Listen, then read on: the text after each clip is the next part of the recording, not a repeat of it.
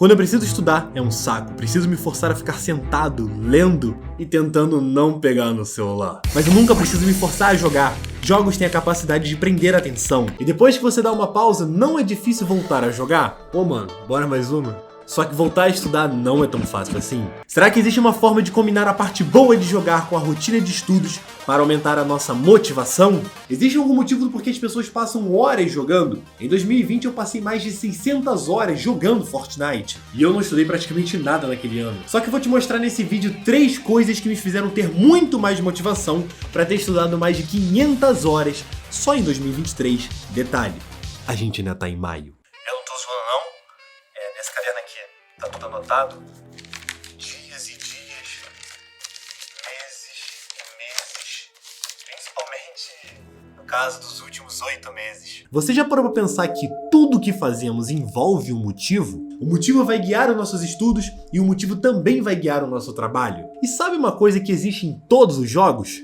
Objetivos a serem cumpridos. Os objetivos eles vão guiar a história e o progresso do seu personagem. O problema da vida real é que as pessoas elas fazem as suas escolhas sem terem um motivo definido do porquê elas fazem o que fazem. Não é à toa que 56% dos estudantes que entram nas universidades trocam de curso. As pessoas elas não sabem o que querem, ainda mais agora que nós vivemos em um período de transição profissional. E cá entre nós, se não existe um motivo, estudar vai ser uma das coisas mais torturantes da sua vida. Porque simplesmente você não terá e não vai conseguir enxergar o seu progresso.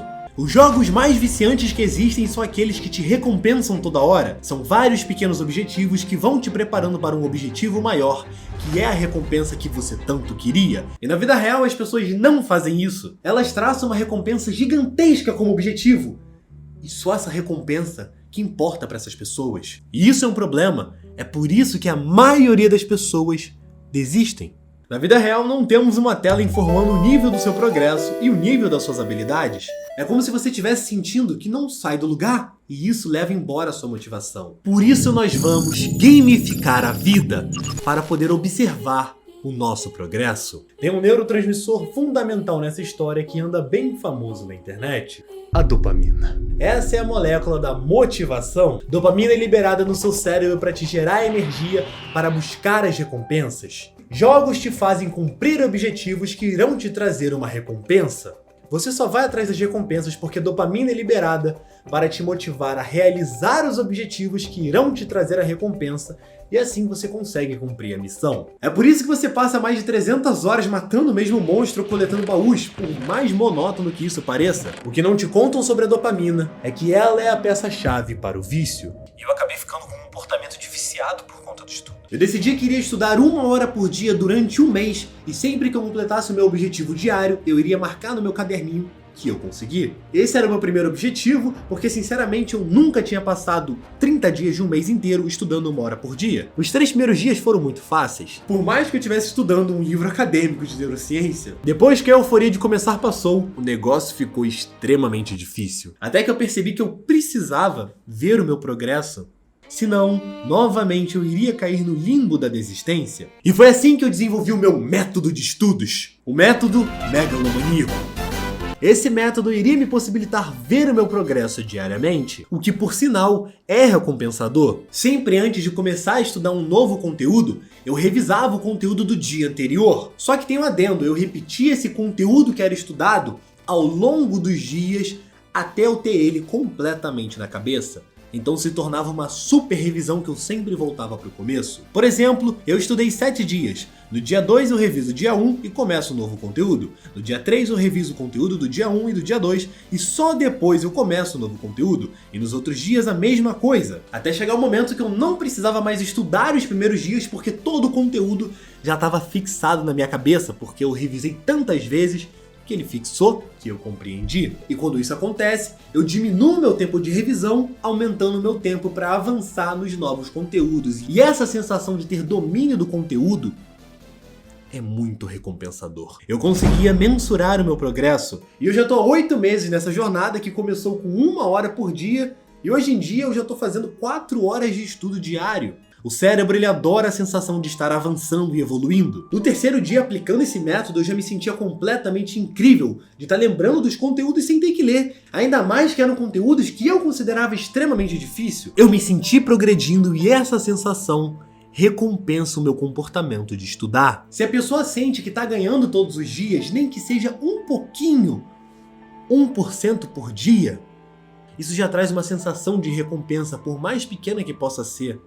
Ainda assim é recompensador. A sensação de uma recompensa diária é mais recompensador do que a de uma recompensa que está muito distante. Essa é a chamada motivação intrínseca, a estratégia que os jogos utilizam para te viciar. E o que não te contam também sobre a dopamina é que ela é fundamental para o aprendizado dos comportamentos. Se você não sabe que estudar pode te trazer recompensas para além da nota de uma prova, dopamina não vai ser liberada para te motivar a estudar em períodos fora de prova. Porque o seu cérebro aprendeu que o comportamento de estudar ele está associado a fazer provas, por exemplo. O primeiro sinal de liberação de dopamina que acontece é quando uma surpresa que você não esperava acaba te trazendo uma recompensa. Depois disso, a dopamina só será liberada naquele contexto quando você realizar a ação que acabou te trazendo aquela recompensa inesperada. E é por isso que você repete comportamentos, sejam benéficos ou destrutivos. Naquele momento, meu cérebro aprendeu que entender conteúdos que aparentemente eram difíceis e que normalmente as pessoas não estudam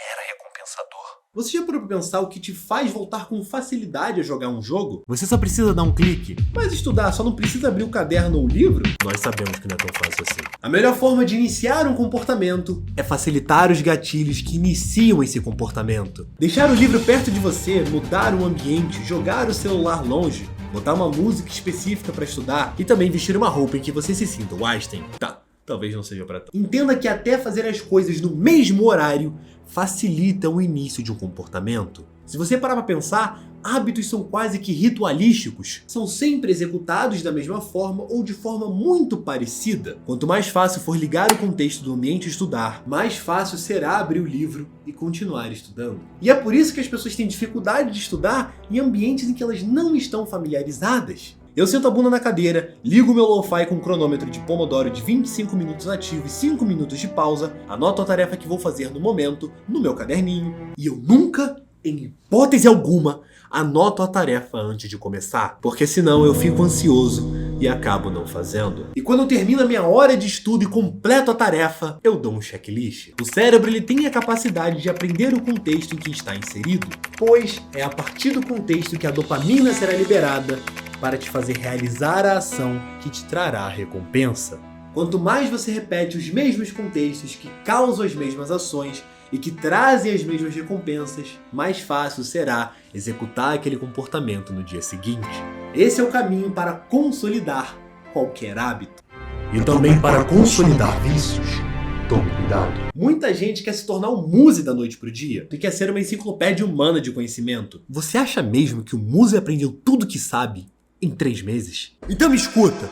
Esquece essa história de hacks mentais e de imediatismo. Você quer começar a estudar, mas de cara quer começar estudando 6 horas por dia? Assim você vai falhar em algum momento, talvez até no primeiro dia. Tudo que eu falei até agora pode ser visto como uma escalada. Antes de chegar a 6 horas por dia, as outras 5 precisam ser fáceis de fazer. E não é da noite pro dia que o seu cérebro começa a enxergar estudar 5 horas por dia como uma tarefa cognitivamente simples. E o último elemento importante para se criar o hábito de estudar é a complexidade e dificuldade do estudo. É mais fácil estudar 1 hora por dia ou 6 horas por dia? O que mais pesa na balança? Estudar 6 horas por dia tem um custo cognitivo muito maior. E se você não tem o hábito de estudar, 6 horas com a bunda sentada na cadeira fritando o seu cérebro vai ser tão torturante ao ponto de que simplesmente você não vai querer voltar no dia seguinte. Você pode até querer, mas o seu cérebro já sabe que a recompensa de estudar 6 horas por dia não é tão recompensador comparado ao custo que será necessário para executar esse comportamento. Por isso você precisa começar de baixo.